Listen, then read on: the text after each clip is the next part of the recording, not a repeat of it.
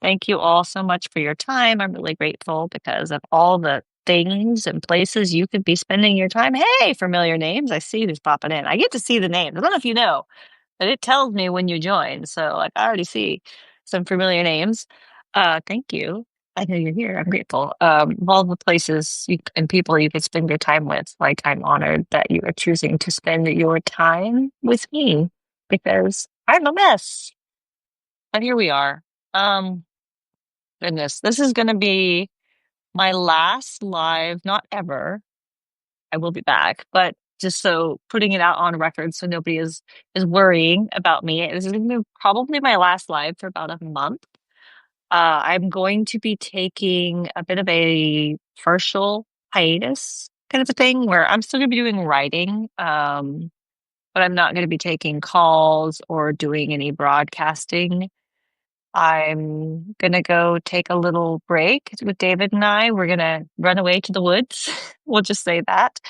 Um, for a few reasons, just with everything that's kind of been escalating in the world today and with what they want to do to our public lands and natural resources and our forests. I kind of worry that some of my most absolute favorite places that feel really sacred to me, I don't know if these places will exist in the future.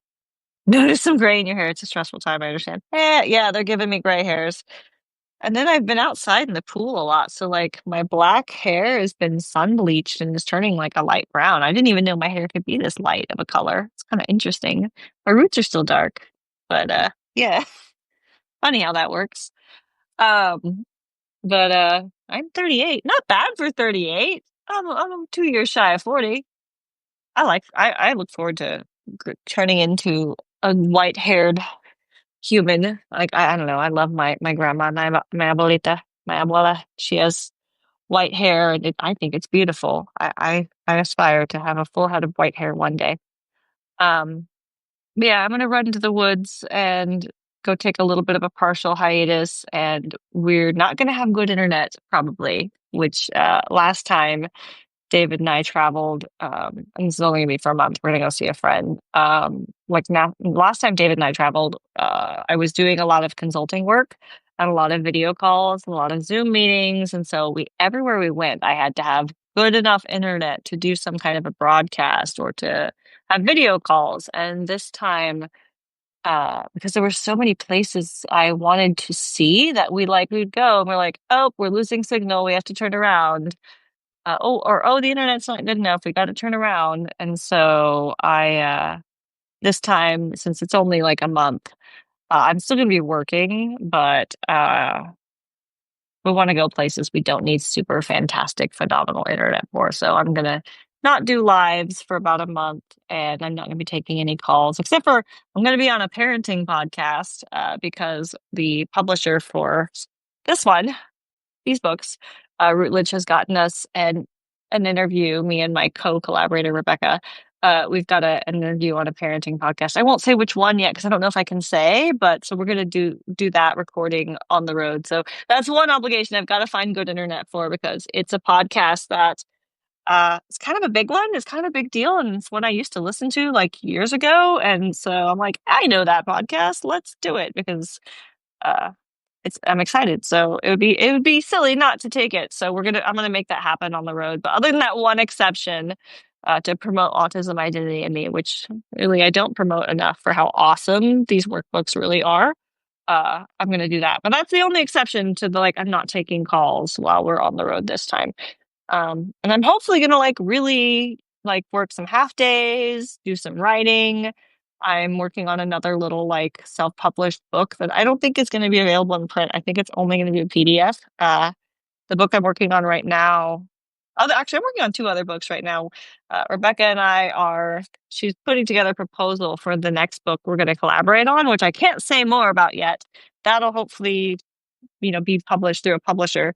And then I'm working on a self-published behaviorism, neurodivergent conversion therapy book.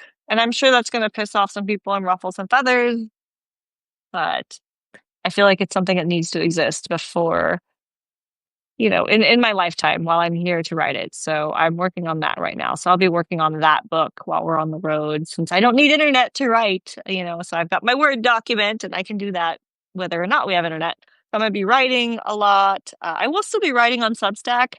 Um, and it'll probably still be at least a post a week, maybe two, on Substack during my like little partial hiatus next month. Because you don't need super phenomenal internet or anything to publish on Substack. Not a written piece anyway. So there probably won't be photos or anything. But probably once a week I'll still be writing on Substack and those things. And I will follow news because for my own safety, I can't check out of news because of especially with all the recent escalations. And honestly, for the safety of my community members, I feel like I need to kind of be paying attention to news because while there's some things that other people will be reporting on and don't necessarily need to be repeated, uh, I want to make sure if anything really dramatic or scary happens, I do get the word out to those of you who are in my community. So I will be, checking in with news, but not as frequently. Like right now, I have like several times a day that are dedicated times where I check the news and I look through all my news sources to see like if certain things are happening. And I'm probably only going to be checking in like maybe once or twice a day on news. And maybe I might even go a day or two without reading the news. Maybe we'll see, how it goes.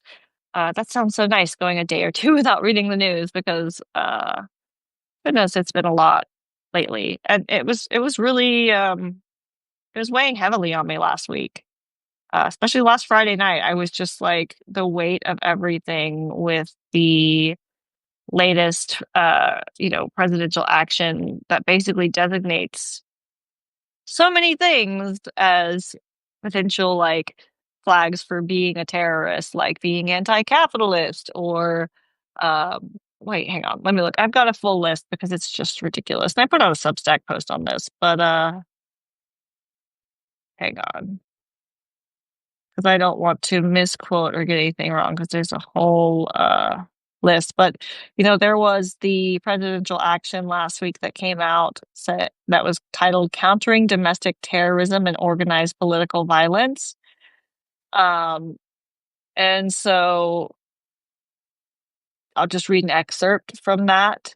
It says, and it's just talking about what they are thinking is terrorism or signs of terrorism and extremist violence. And it says there are common recurrent motivations and indica. I don't know. I think this is written in AI. Uniting this pattern of violent and terroristic activities under the umbrella of self-described anti-fascism. Wait, so being against fascism is bad. Okay, that's weird. These movements portray foundational American principles, e.g., support for law enforcement and border control, as fascist to justify and encourage acts of violent revolution. This anti-fascist lie, and they keep saying, and they call it Antifa a lot because they don't want to abbreviate anti-fascism, has become an organizing rally cry to be used by domestic terrorists to wage a violent assault against democratic institutions, constitutional rights, and fundamental American liberties. Common threat, and this is the concerning part of that presidential action. It says common threads aiming this violent conduct include anti-Americanism, anti-capitalism, anti-Christianity, support for the overthrow of the United States government, extremism on migration, race, and gender, and hostility towards those who hold traditional American views on family, religion, and morality. And I really think everyone should look at this action in detail and just really be aware of what this potentially could mean. But, it's like, what is traditional? And like all of that is so vague. And I think it's intentionally vague for a reason. So, it's just really concerning to see like how this vague language basically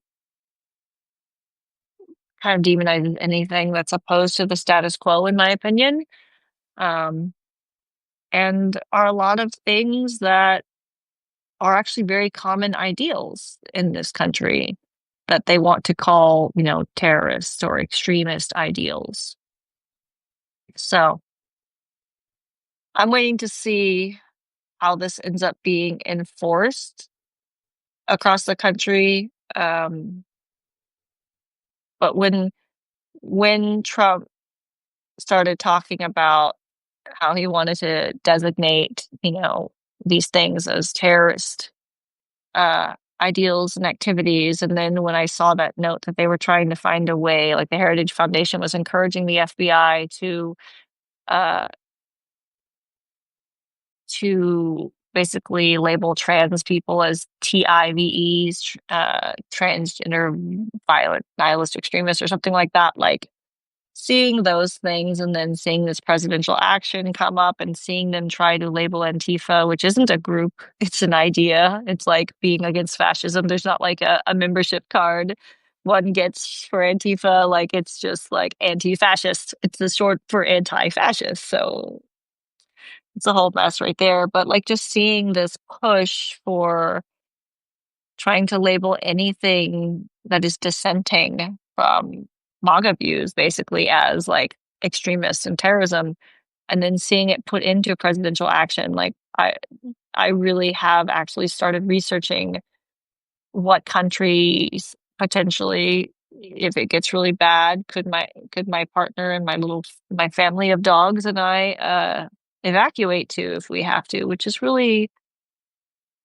hard to even think about. It's like I don't even know if we could really do that realistically or not, because eventually they're talking about um, having the FBI and the like people who like control money, like investigate where people who have opposing views are getting their finances and who's funding them.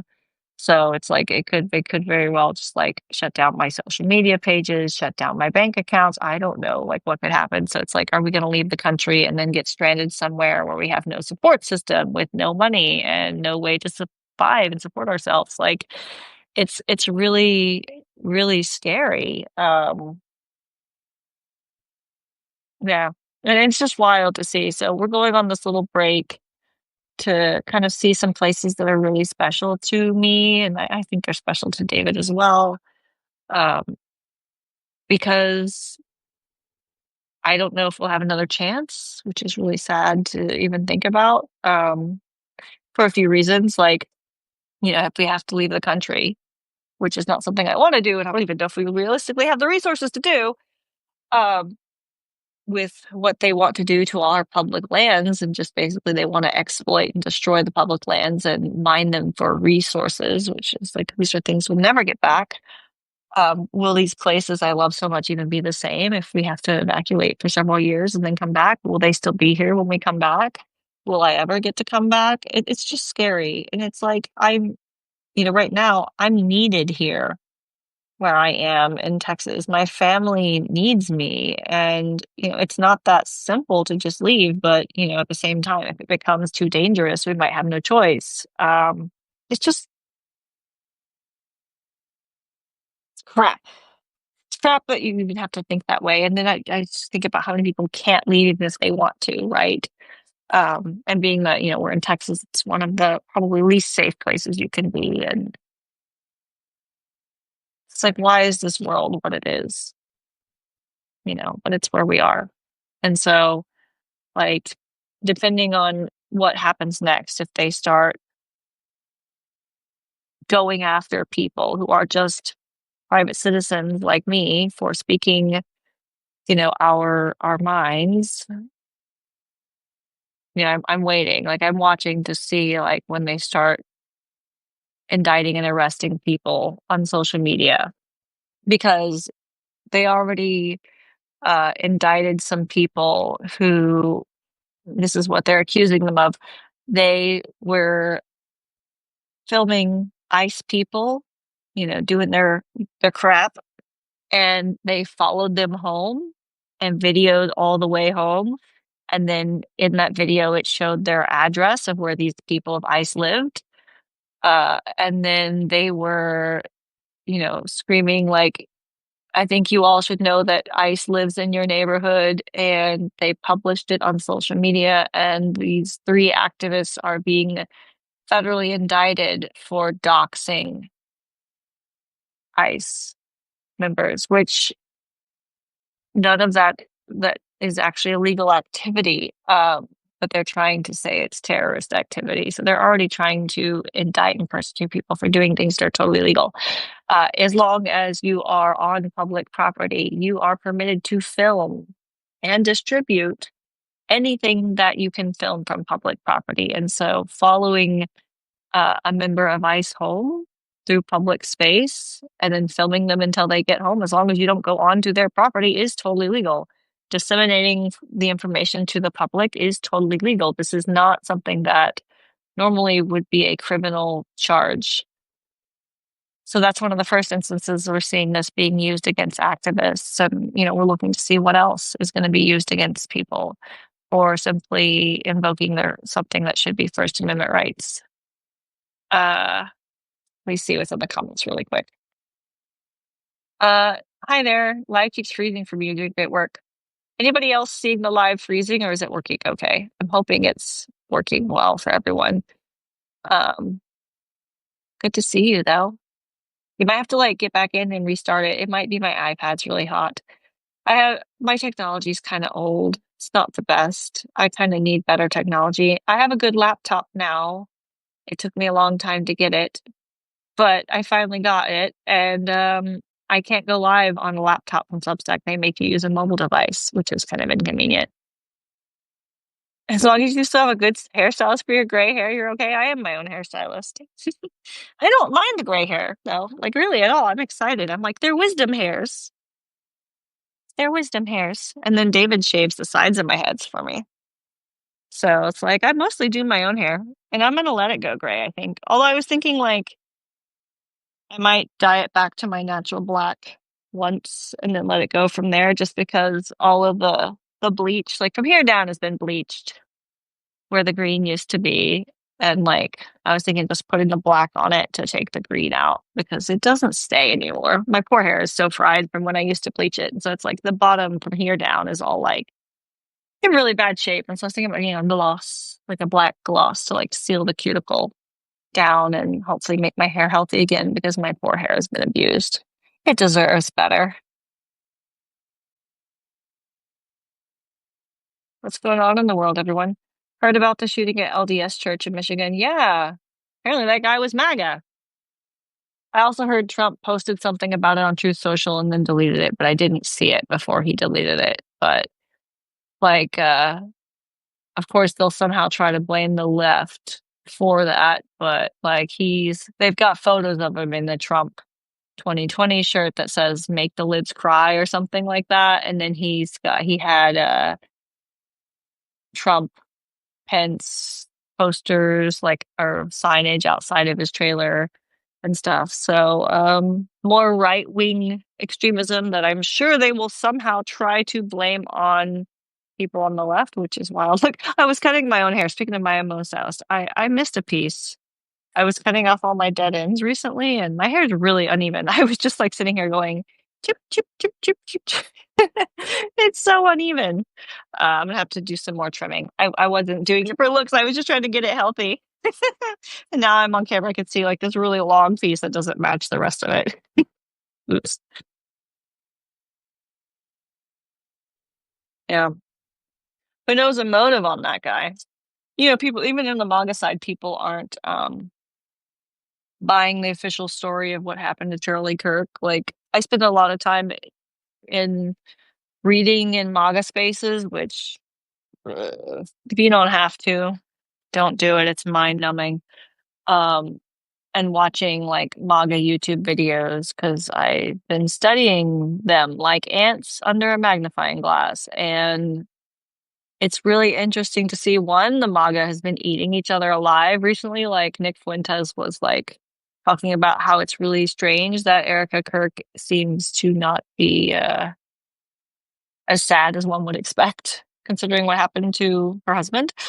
Um, and so Nick Fuentes was like making all these videos about Erica Kirk recently. Laura Loomer and Candace Owens have been fighting on Twitter like so much back and forth. But Laura Loomer, she's a piece of work, that one. And then like I saw MTG with Marjorie Taylor Greene put out 2 days ago after she said something about how we need to release the Epstein list and how she was going to sign on to it.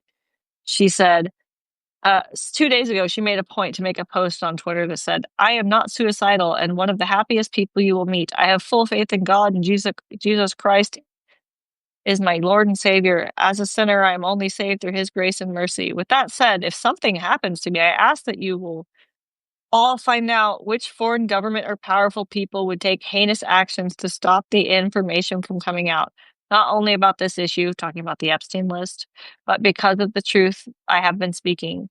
People understand what I'm saying. And it was like a retweet on, to be clear, to set the record straight on my support for the Massey Epstein discharge petition. I stand with the girls and women, blah, blah, blah. So like, MTG is talking about how she's basically worried someone's going to take her out and try to make it look like a suicide right now. And that makes me think of how, Charlie Kirk had kind of called for the Epstein list to be released and then in July and then walked that back. I'm like, that's interesting that members of MAGA seem to think calling for the Epstein list is dangerous. That's interesting. That's all I'm saying. It's interesting. But and also how a lot of members of MAGA don't believe the official story. And I mean a lot of people don't believe the official story by our corrupt FBI that we have right now. But a lot of members, like there are all these YouTube videos right now of MAGA people talking about all the reasons they don't believe the official story about the assassination of Charlie Kirk, which just like even MAGA doesn't believe it. And you think they would be so ready to believe that official story because it fits their narrative and they're like, no, we don't believe this. So that's interesting. Yeah, I'm going to try to enjoy the little partial hiatus. I wish I didn't have to pay attention to news, but it's like such a dangerous time. Like I can't even unplug for more than a day or two because like who knows? I could be on this hiatus and then something could happen and be like, okay, we have to get out of the country now. And we may have to just like stop our little um rest break and evacuate. Just like, wow, why is this even a consideration? But here we are. Someone says, I'm Antifa because I'm anti-fascist. Yeah, it's not really that complicated. But like, wait, they're like, there's no membership card. There's nobody like emailing me asking for donations. Like, like organized groups, like they text message you and they spam you and they're like, give a donation, get your membership. Like Trump, even Trump's like emails people asking for donations constantly, which is really fishy. But it is what it is. Thank you for being our community leader, Lyric. I'm just, I don't want to be called a leader right now. That could be dangerous. Don't call me a leader. But, I think we all do what we can to lead by example. And I'm just trying to do something good, leave the world a little better than I found it. Although, like, that's always been my goal for the past 9 years. And I've worked so hard to leave things better than I found it. And it seems like those in power want so badly to drag us backwards and undo all of that hard work so many of us have done to try and leave this world better and brighter and kinder. And it makes me a little heavy to think about this dream for a kinder, gentler world that people in power really want to make a world that's really cruel and heartless. And I just don't want us to go that way. It's hard to feel like sometimes I just feel really powerless to do anything, but try to at least be a little bit of a light, I guess. The community really gives me hope. Like my community here, my community on Facebook, that's the thing that really scares me. A part of it that really scares me is like I've got this amazing community of people, and I worry that this might hurt my community, like members of the community individually. These accusations that being against the status quo is terrorist extremism could hurt individual members of the community. Uh, I also worry that the community itself could be deleted from the internet, which I think that would, you know, maybe hurt a lot of people because so many of us are really isolated and alone, and having the community in that space and these different social media platforms is something that I think a lot of people have said that they don't really have a community near them outside of the internet. And so it's like, I don't want everyone to be so isolated.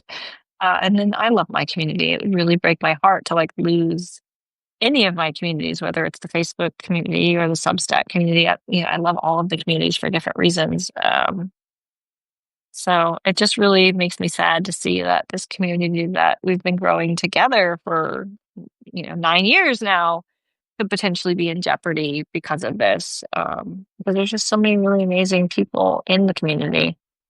And I just feel like it's been an honor to get to know all of you in case they take me off the internet and, they try to dissolve this community and I lose touch with any of you. It's been an immense privilege to get to know all of you that I've gotten to know through the different social media communities, and just getting to learn from all of you because a lot of you often praise me for teaching you things. And I don't know if I ever express enough that you, like all of you, my community members as a whole, teach me so much. I feel like you all teach me maybe more than I teach you. And you don't get enough credit for how much I've learned through my community, because I feel like my community just has been instrumental in shaping who I've become over the past 9 years, because you all let me know when I get things wrong. You hold me accountable for my mistakes. And a lot of people don't like accountability. It can feel like an attack. And it kind of did in the beginning. I wasn't used to all that accountability. It was a lot. But it's really pushed me to be a better person and to continuously grow and to do better and to help me look at things that I wouldn't have thought about otherwise. And so it's just been very humbling and just amazing to have all of you in my sphere. And I hope that this community stays intact through all of this and we don't lose touch with one another as a community. Um, I don't know what's coming, and it really does make me nervous, and it's kind of scary sometimes. Chris says, hey, Lyric, please go look up Closer to the Edge's Substack post, Civil Obedience. They are amazing. They address directly the Antifa threat from the Trump regime.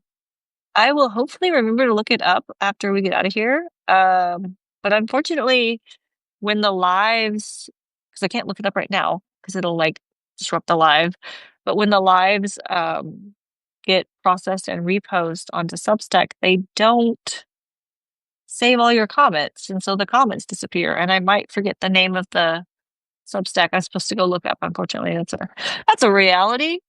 My neurodivergent brain is not sticky enough. It might not stick. But I'll hopefully, if you remember to comment that again when the replay's up, so I can look it up, that would be amazing because I'd love to look it up. Chris also says Antifa or anti-fascism is an ideology, not an organization. Exactly. And so, like, a lot of these things that they want to say are organizations and they want to say is like organized crime and things like that. And it's like, these are not organized things. A lot of these things are just grassroots movements that don't have any kind of central organization. There's not really any central leadership. There's not, it's not what they're trying to make these things out to be. Um, And it's just concerning because they're just like, they want to look at people who are responsible for radicalizing others. I mean, that could be anyone with a social media platform who has, readers or, honestly, they call it followers, which even more is problematic. I never liked that, like followers. That always felt really creepy and cult-like to me. Like, cult leaders have followers. I'm like, I don't want to. Like, it feels weird to call people your followers. Like, I'm just like, it's my readers, my viewers, my community members. Like, followers just always felt really gross to me. And just I can see how now in this context, like followers could really be um, used as a term to harm people who on social media have grown through sharing ideas that this regime finds hostile to them. And so it is kind of scary as someone with a really large community. Uh, it's like, will I be accused of, what is it, like radicalizing people? But it's just like, you know, should Democrats let the government shut down? I think that's, I don't know if that's the right question because the Republicans are in control of, everything right now, really. And so I don't think it's Democrats letting the government shut down. But I do, this government shutdown is supposed to be different this time because normally they would not be talking about letting go of a bunch of staff, but MAGA and Project 2025 has this thing called RAGE, which is retire all government employees, which is a goal. They want to get rid of as many government employees as possible to basically destroy and get rid of the government. Like that's a goal of Project 2025. And so it seems to me like it probably doesn't really matter what Democrats do. The regime in power, because of Project 2025's goal of RAGE, retire all government employees to get rid of all government employees, that they want, the MAGA regime wants to shut down the government. And they want to blame the Democratic Party, the Democrats, for this shutdown. But getting rid of as many government employees as possible has always been part of 2025's Project 2025's goals. And so, whenever MAGA does something, they often blame the left for things even that they do. And so, like, I feel like regardless, they want to shut this down. It doesn't matter what Democrats do. MAGA is going to try and shut it down. And then the other thing that I will say is something that MAGA is asking for is they want to basically, like they keep saying, oh, the Democrats want transgender for everyone. Like my Trump impression. They want transgender for everyone. But that's not at all like a case, although it's transgender for everyone. Sounds kind of cool. I don't know what that means.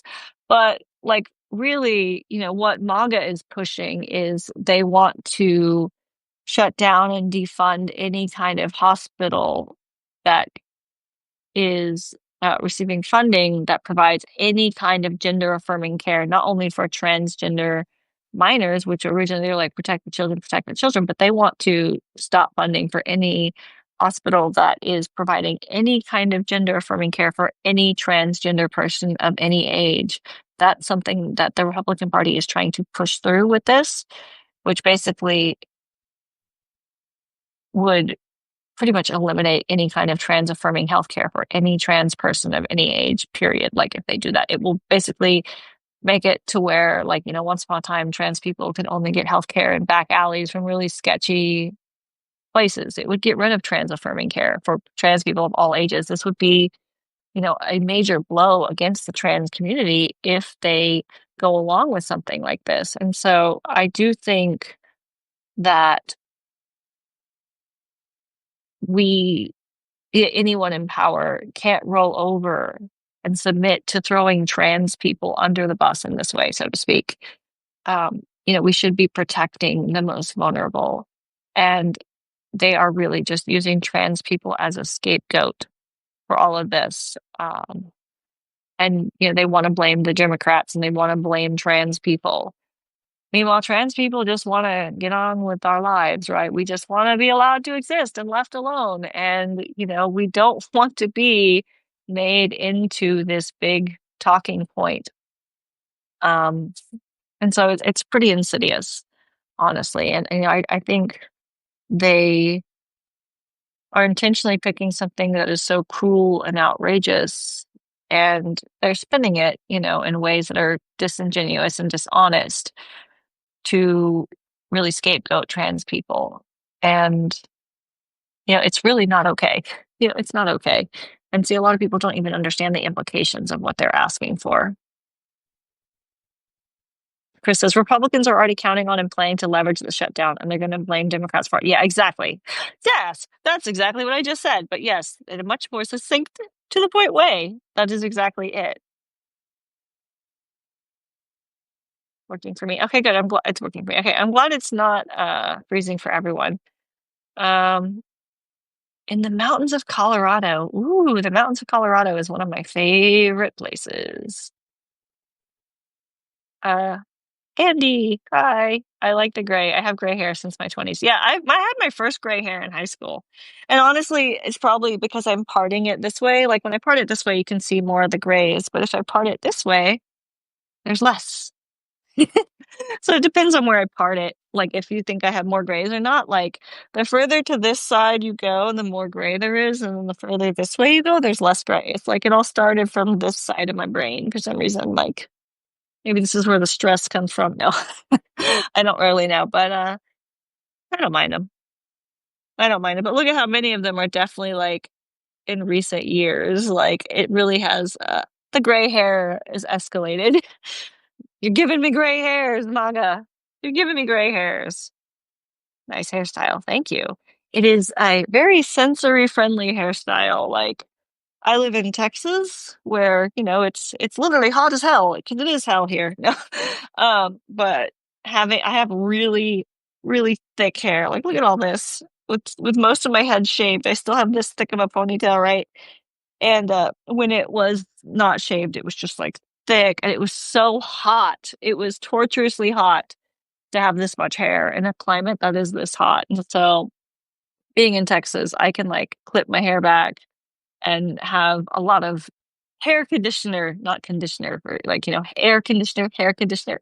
Like, and it keeps me cool because it's just so freaking hot here. It's miserably hot. And so it was torture to have a full head of hair in this heat before. And I can stand having long hair for sensory reasons.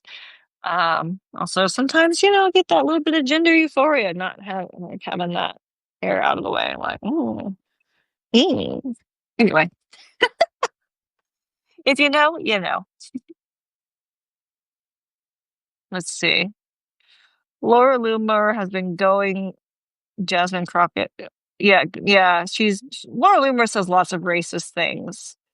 Um, which is kind of what I was kind of getting at when I said she's a garbage human. Like she's just really racist, really horrible. So many conspiracy theories. Like even like Candace Owens, like she's been really racist against like their own team, but like she's always saying some kind of deplorable racist thing. And it's gross. But she's just a very hateful person. What does Trump call people? She's a nasty woman. She's a nasty, hateful woman. To use MAGA's own lingo against them. Like she really is just like nasty and mean and cruel. Which is just ew. She's like one of the worst of them all. And she has the president's ear. Like regularly as an advisor, she is someone our president listens to. That and the deplorable Nosferatu. I mean Stephen Miller. Talk about Nazis not even hiding their Naziness. Uh that guy's a piece of work. Piece of work. Stephen Miller. Really horrific. Watch as 20 conspiracy theorists square off against one journalist. In what context? But yeah. Uh the FBI is lying. The damage to CK's neck was not from a 30-06. Yeah, that's one of the things. Like people, I don't know too much about guns. I know a little about guns, but not a lot. Like I'm not a gun expert. So I've been listening to people who know guns, who are gun experts, and that was one of the things people are saying, like that. the wound is way too small because the 30-06 round is like a big old round, and then the other rounds, like in comparison, are much smaller. And so they're saying a 30-06 is the round that would do explosive levels of damage. And so this tiny little hole here doesn't line up with a 30-06, which is something that I'm seeing like everyone who knows guns that I've seen making videos saying. The other thing I'm seeing, which I don't know enough to know if this is true or not, but people are saying that they believe that this is an exit wound, not an entry wound here. And so that is potentially suspicious because people are saying they think he was actually shot from behind, not from the front.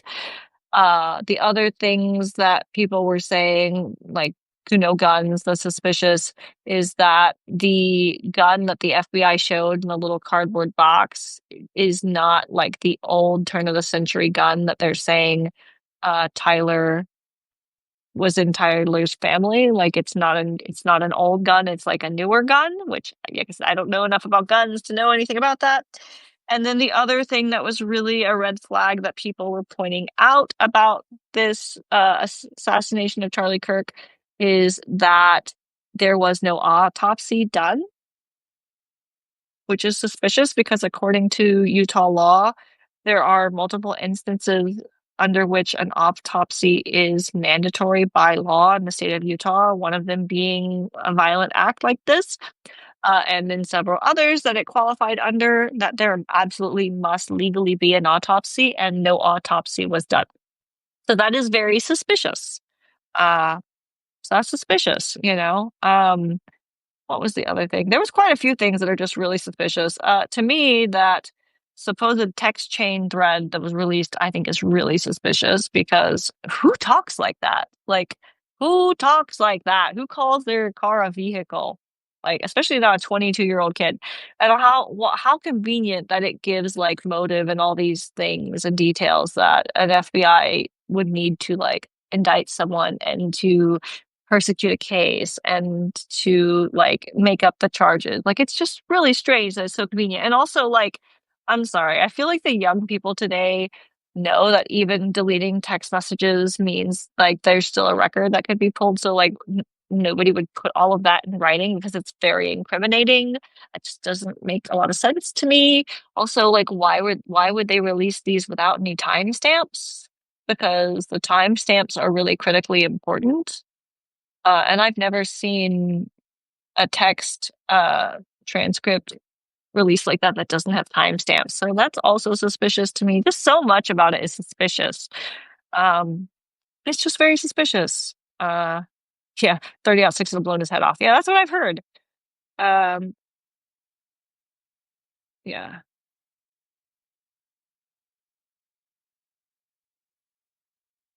I meant your voice for many. Oh, I try. I don't know when to stop running my mouth. I run my mouth so much. It just it's like maybe I've said and done too much, and it weighs heavily on me. It's like I don't want to put people close to me I care about danger because of things I've said. I worry about like David. I worry about like my dogs. Like what will happen if something happens to us? Like who's going to take care of the dogs? I worry about my family. I worry about my community members just for being part of the community. Is that going to be a problem for people? I worry about people who've supported this blog monetarily. Like, is that going to be used against people? Are people going to be a guilty by association thing where people are in trouble for being a part of this community and for daring to speak their minds? And I hate that that's even a consideration. Mon- Monitoring nowadays is like we are exploited by their own algorithms. Yeah.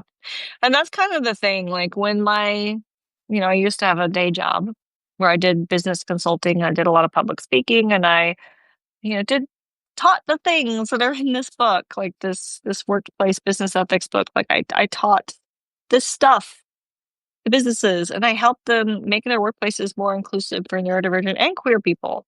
And that was like my passion project for like the past 5 years before DEIA became so controversial because they decided to attack something that actually made workplaces better for all of us except Nazis. Fuck the Nazis. I don't care about the Nazis. They need to be uncomfortable. Good. But it made, neuro inclusion is inclusion for everyone with a brain. And hopefully that's everyone listening to me right now. And so, when we make the workplaces better for neurodivergent people, when they give neurodivergent people the things that we need to be successful, then also like allow everyone within the organization to access those tools and supports.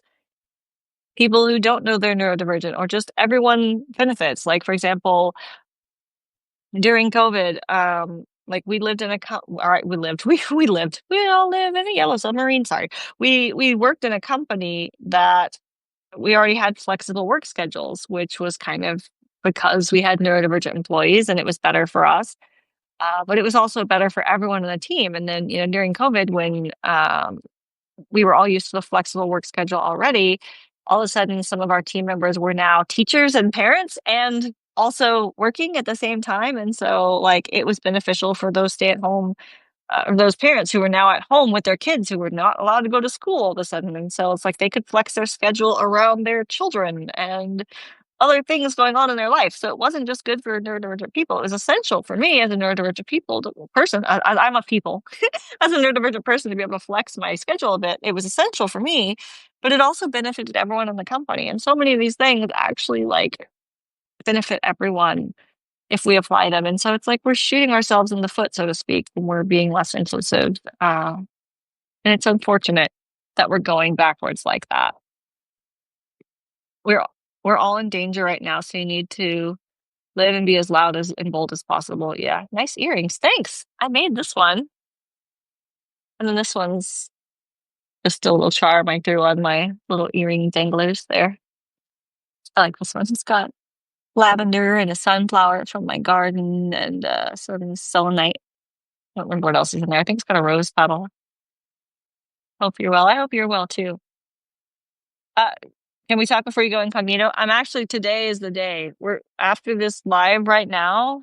We're starting our journey, and I really, I appreciate you because it's gonna be it's gonna be when we get back before I'm able to connect because like literally after I hang up from this live, I'm gonna go start packing up things and we're gonna hit the road like after this like literally after this is over like today I'm gonna start packing up. If you have a Signal group, you could publish a Proton Mail email address and also establish a Signal channel to bring in your community.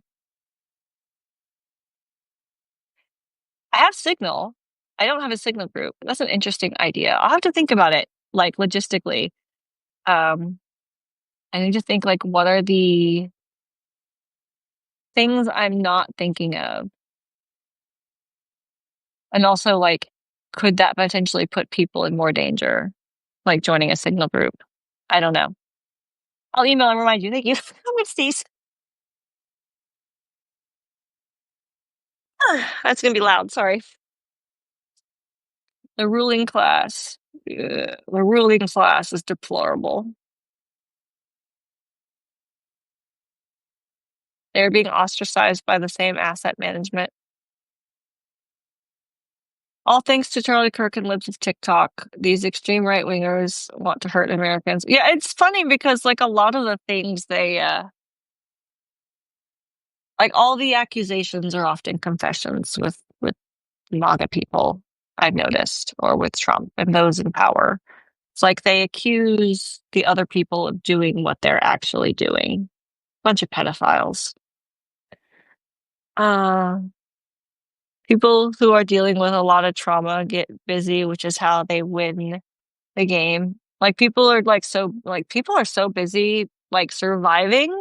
Like we're not even living, a lot of us. Like, and I know it's easy to get stuck in the survival and forget to live, right? Which is sad, but that's the reality. And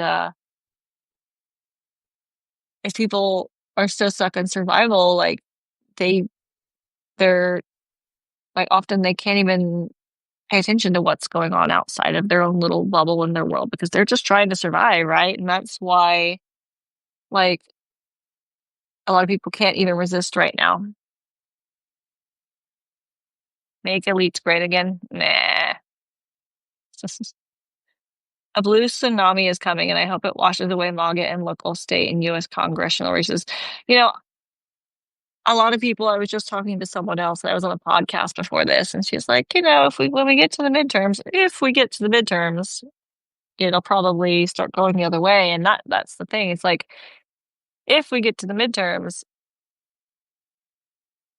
I said every accusation is a confession. Like, they make a lot of accusations about rigged elections. And so if they allow us to have a midterm, I unfortunately don't have a lot of faith that it won't be rigged. And I also don't have a lot of faith we'll be allowed to have a midterm, but we'll see how it goes. Like, I had a little bit of distrust from the government before, but now my distrust for the government is just exponentially higher. And I didn't think that was possible.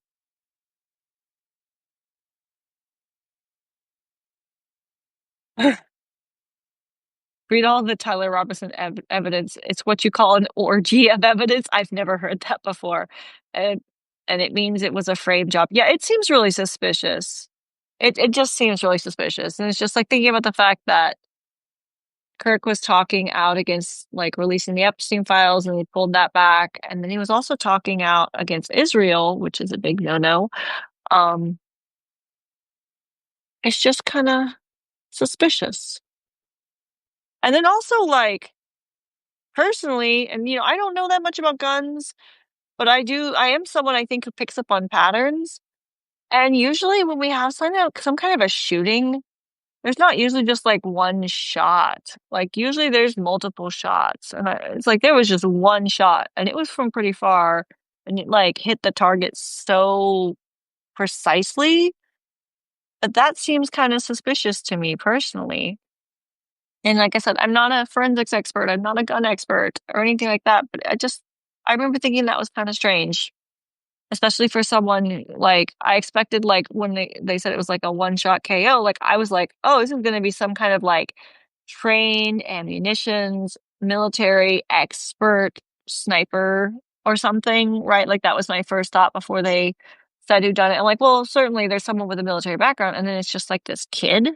And they're like, yeah, he was exposed to guns his whole life. And I'm just like, do we know, like, does this kid like some kind of expert shot? Like, do we have records of how good of a shot this kid was? That just seems really interesting that someone without a lot of formal training could be that good of a shot. Like that, it's hard for me to believe. We have a voice for a reason. Yeah. And that's kind of the thing. It's like my members of my immediate family have expressed concern over how much I've been using my voice, and they worry about my safety because of the things I say online and how loud I've been and how much reach I've had in the recent months. But my response to that is like, I won't be able to live with myself if I don't know I did everything I could in my power to speak out against the atrocities that are happening. Like, it's just like they always had that question, do you know what you would have done in Nazi Germany? Like, I remember that, reading Diary of Anne Frank as a kid, which is now a banned book in some places, which is just like, that should tell you something if they're banning the frickin' Diary of Anne Frank. But, it's like, I think we know now, and I don't think I'm being dramatic saying this, like what many of us would have done in Nazi Germany. And I couldn't live with myself if I didn't speak up, even if that does have a cost to me in the end. And I hope those close to me who care about me deeply, if something does happen that's, unspeakable, I hope they will understand why I did what I did and why I had to speak out.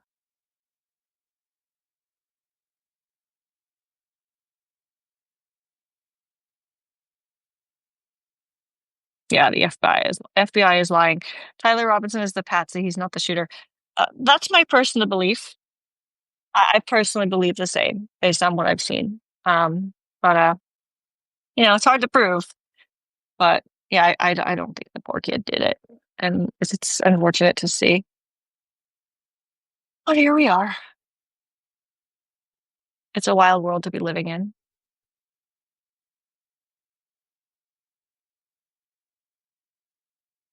That Valhalla reference that FBI Director Kash Patel said about Charlie Kirk reminds me of Thor. Is he a Marvel fan? I don't know. Do not know. Do not know at all. Um, but so much of it just stinks. It just stinks to high heavens. Excuse me, that was just gross and loud. I thought it was gonna be quiet. And I was like, that's a large belch. At least didn't come out the other end. No, you gotta have a sense of humor. Oh my goodness, everyone. I'm just so grateful for all of you. I don't know when I'll see you all again in a live like this. Like I said, if we have somewhere that we end up over the next month where we have really good internet, I might pop on to do a live. Um, just in case everyone's listening, if you don't see me go live for like the next month, I'm okay. I'm still gonna be writing. I'll still be posting on Facebook and sharing like some news things here and there as they happen. It is an intentional partial hiatus where I'm going to partially step back for a little while out of the public eye, and just kind of take a little break. I need to recalibrate. I need to think. I need to clear my head because there's just been so much. That's a lot, happening in here, and I need to just really figure things out and decide what my next move is. If it's staying put, if it's trying to go to a state that's safer for a while, if it's trying to leave the country for a while. Thoughts we shouldn't have to think about. Part of me is really mad that we have to even think about this kind of thing. Like, I finally got okay with being in Texas because I feel like it is where I've needed to be. And I'm okay being here now. I actually don't really want to like leave Texas anymore, believe it or not. Now I don't know if I'll have a choice, which is really frustrating, but it is what it is. Oh, nice color combination. Thank you for reminding me. This is the current fall NeuroDivergent Rebel shirt. Since I lost a lot of my consulting work, I've been doing these little t-shirt fundraisers. Um, I've been doing a new t-shirt every quarter, which is like this is the shirt for fall. It'll be available till the end of November. And then there'll be a shirt for winter, which hasn't been designed yet. It says refusing assimilation to neurotypical society. This is available in tank tops and t-shirts, and they're all really soft, like super soft materials. This has a tag, but you can like rip it off with your hands really easy. Like I just rip the tag off. And it doesn't leave anything behind when you rip the tag off. They're really nice quality shirts. It took me a while to find a shirt that is the nice quality that is sensory friendly. And this one's like super stretchy and super soft, really comfy. Um, and so this one has t-shirts and sweaters and tank tops, and they're available in like larger sizes up to like I think 5X. And they're like there's unisex except for there's one that's a women's tank top, just because some people have said they really want that kind of a fit. Although I think this unisex tank top fits really nicely, personally, silky smooth. And so I'll link to that when I do the replay. These are on Bonfire. I don't know how you Bonfire. I don't know how you say it, but they're really nice. And so these will be available until the end of the fall, and there'll be a new one for winter.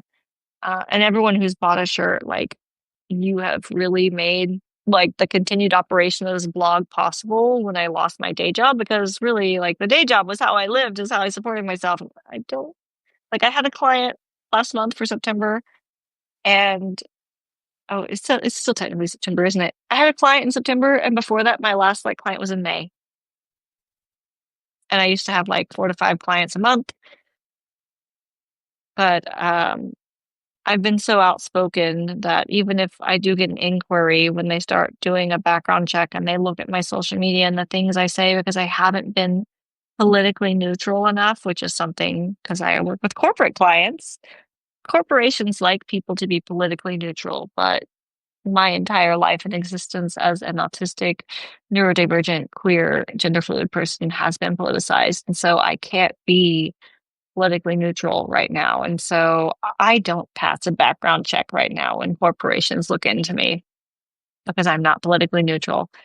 Um, so I don't have a lot of corporate work right now, and that used to be how I survived. And so those of you who've bought shirts, who've bought books,